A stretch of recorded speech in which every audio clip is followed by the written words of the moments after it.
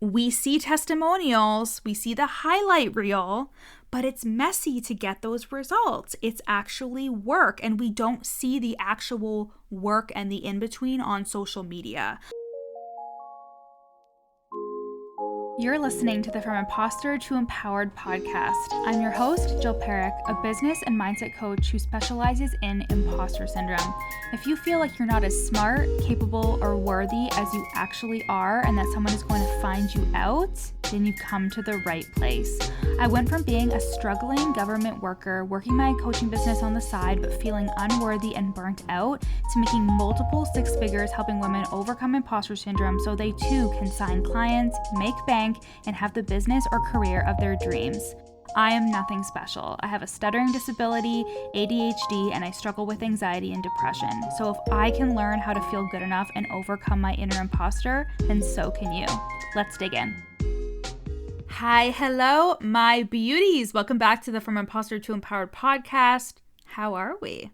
I have a good one for you today. I mean, they're all good, but it would be super annoying if I said that every single episode. So today, though, we're diving into the elephant in the fucking room, getting your clients results, and how that relates to imposter syndrome, and why you having the thoughts of, holy fuck, can I get my clients results, are not actually a problem at all. We're also going to put to bed any fear or worry around taking credit for your client wins, and how to hold space for your clients like a motherfucker. We are doing all things clients today, because you know what? Coaching is a motherfucking skill. It really is. When you're not great at coaching, that is going to impact your income. You can have the best marketing in the whole world, but if your clients aren't getting results and if you're not actually facilitating a transformation, that is going to really impact your income. So don't forget to nurture your coaching skills at the same time as learning the tools around sales and marketing, okay? All right, let's get into it then. The fear of not getting your clients' results.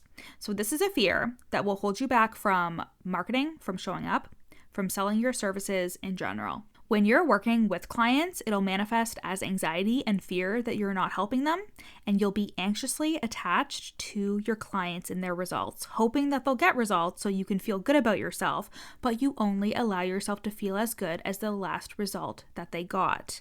This is very heavily related to the attachment styles. I can't remember who created the attachment styles, but it was mainly used in relationships. But I found that attachment styles really do translate over into business as well.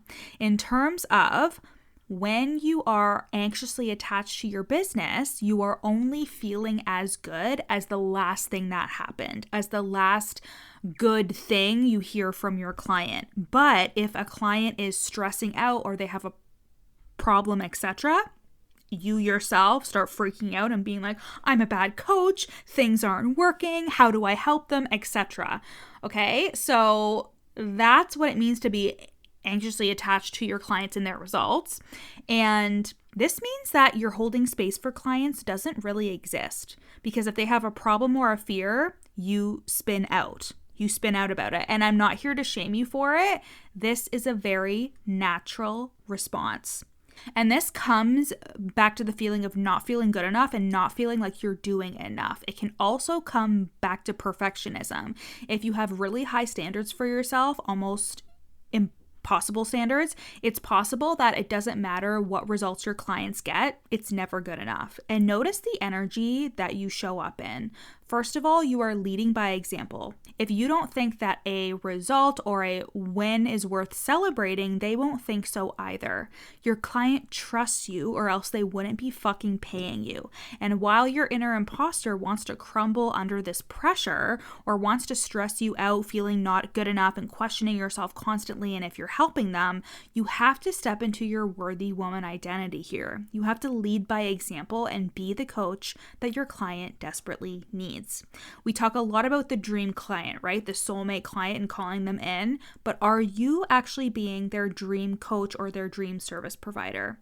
You have to decide to be that person. You already are that person because they're paying you, right? But are you actually embodying that? So here's the thing. Can we reframe this fear of not getting your clients results as evidence that you fucking care about them? That you are a pure human being who wants to get your clients results, even if it's for selfish reasons, okay? Even if you do want to get them the results so you can feel good, so what? There's nothing morally wrong with that, right? Like, you want to feel good, you want to feel safe, and why punish yourself for that? I actually have a story about this. One of my one-to-one clients had been working so hard to get a client, showing up, doing the mindset work, and then she got an inquiry and freaked the fuck out. Like, so much fear, imposter syndrome, what if I can't do this, etc. And I told her, what if this fear is okay? Like, what if this was a perfectly normal reaction to doing all this work and then getting what you want? It is so scary to set an intention and actually get what we want. So for so many of us, it changes the narrative that things don't work out for us, that you're a special snowflake who doesn't get what you want, and that's scary and threatening to our nervous systems, to our identities of ourselves, to actually get what we want and to be morphing into that identity of our highest self. So again, what if we reframed your fear to it's just care for your clients and their results? And what if it isn't something to be afraid of?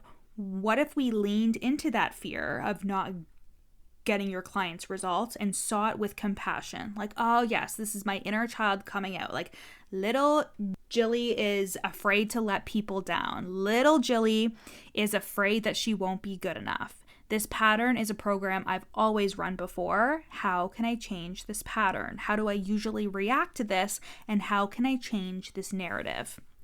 And this fear of not getting your clients results, it literally never comes true. Like, hardly ever. Can you imagine going into the container as your best self, having so much time with your client, and them being the best fit for your container and them not getting results?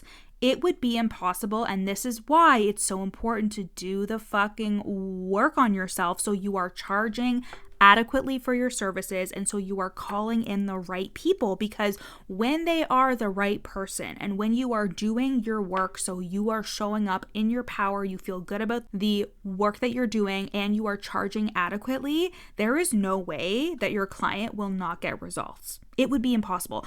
I don't even think that this fear is a legitimate fear. It's more so you have a perfectionistic view of results and you want to make sure that you feel safe in the future, because it might be uncomfortable to work with somebody when you feel like you're not delivering results. But that is a safety issue rooted in you. That is something that you can calm with nervous system regulation work, in terms of like feeling calm within yourself and like you are doing enough and like you are enough and that you are giving 110% to your client. And like I said, it is very rare that if you are talking to the right person, if you yourself are charging adequately for your services where you feel compensated, it is going to be a very rare occurrence where you are not going to show up 110% to the container, and same with your client. And then, of course, they would get results. But just for the sake of it, let's let your brain go there. Like, what if they don't get the exact result that you promise? Again, it's unlikely that they will get no results at all. But if you're, let's say, a business coach and you said you'd help them sign a client and they don't, first of all, everyone has their own process. Everyone. No client looks the same and no journey looks the same. They don't lose every ounce of things that they learned with you or did with you just because the container ends. There have been times where I've had clients who have shown up and done the work and they didn't sign a ton of clients, but then after we're done together, it all started happening because the work that we were doing together has compounded and caught up to them, right? So if this happens, this is not a time to withdraw or let your inner imposter beat you down. It is an opportunity for you to be a problem solver. I talk about this all the time with my clients, that you have to take the focus off of I'm not good enough and instead move into how can I solve this problem?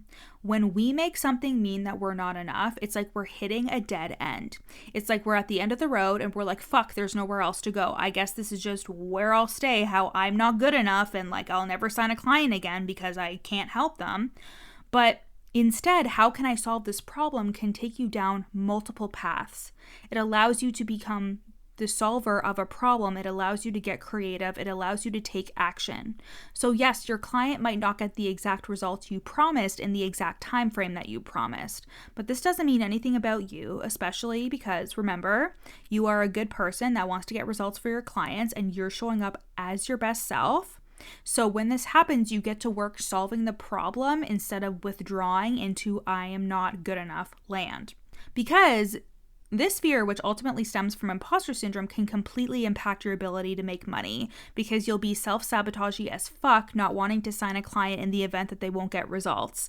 This is a big thing that we discuss in the From Imposter to Empowered program, which is my group program for coaches and OSPs who are making between 0 to 3K a month and want to overcome imposter syndrome so they can make 5K months their bare minimum in business.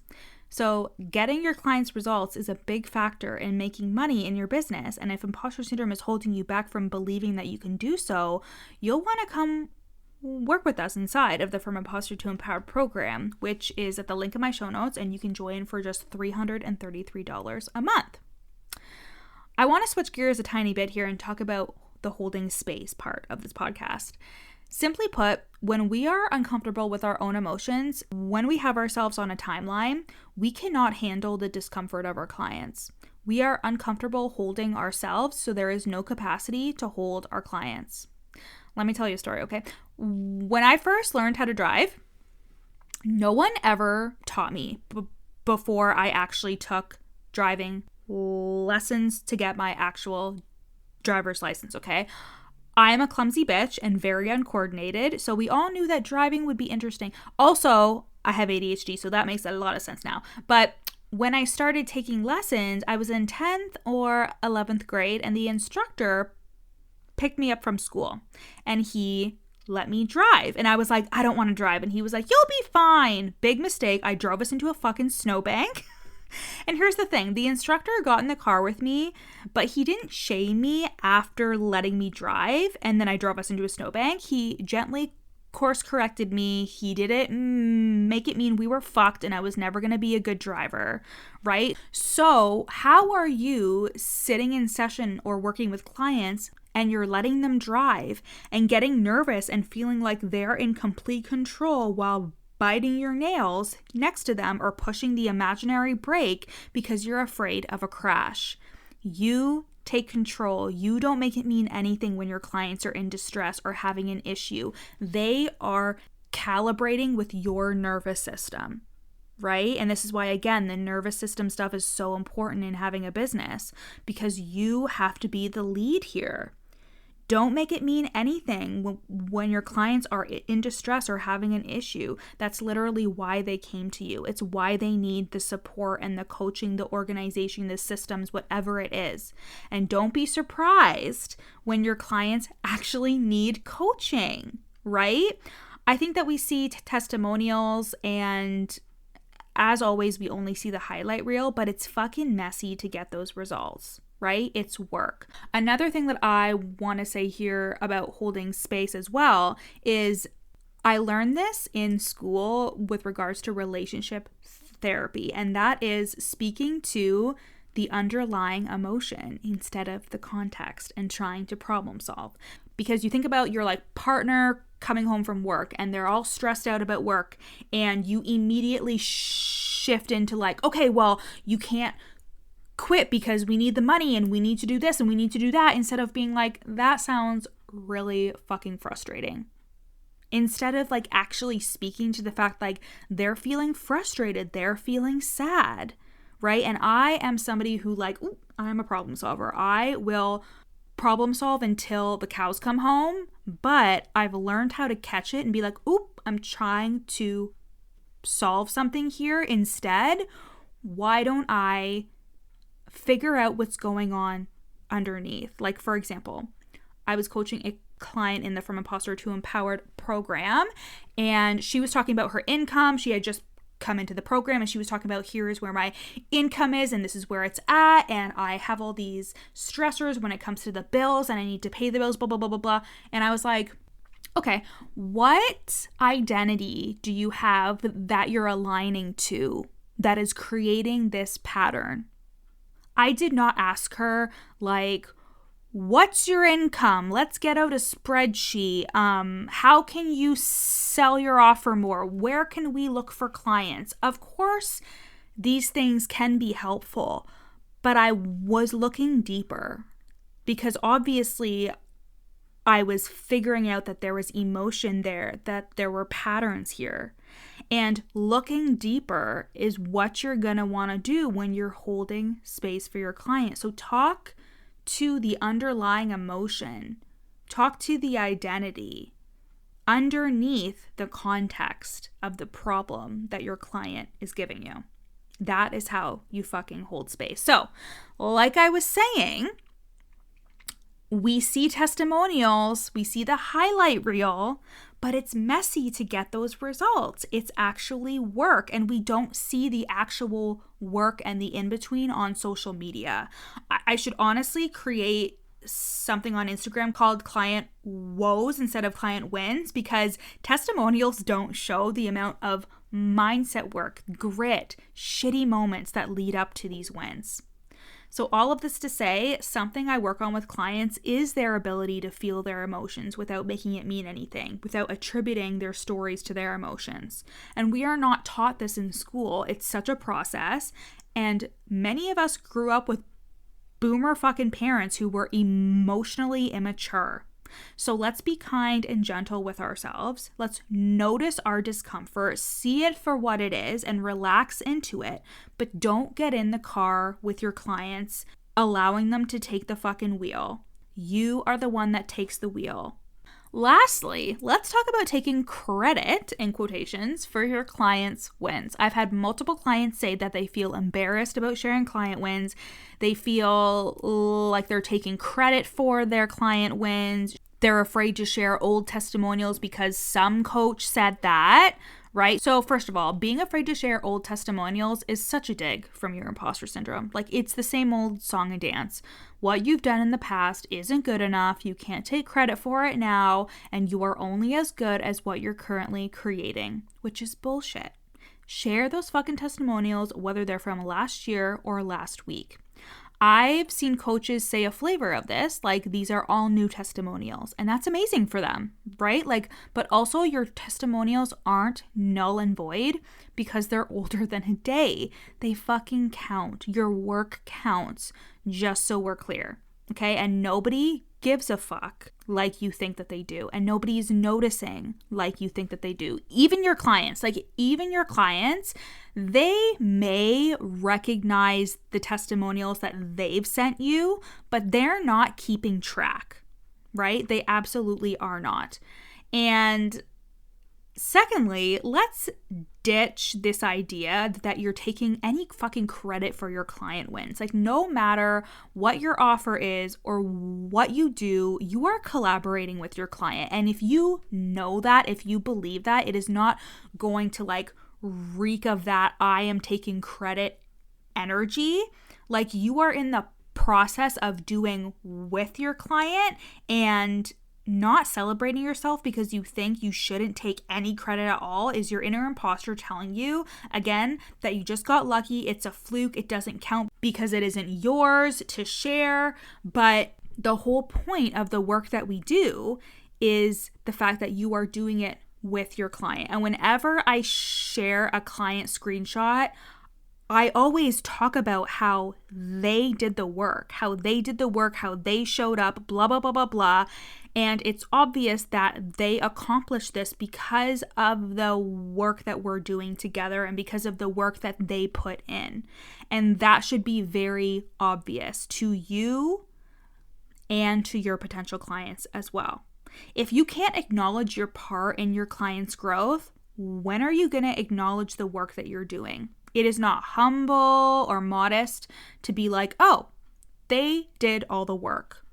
Like, they, of course, did the work, but so did you. You put the work in, you collaborated with them, and you are delivering on your service. It deserves to be celebrated and acknowledged. I actually had a client say one time in a feedback forum that she didn't realize that I would share her win so much.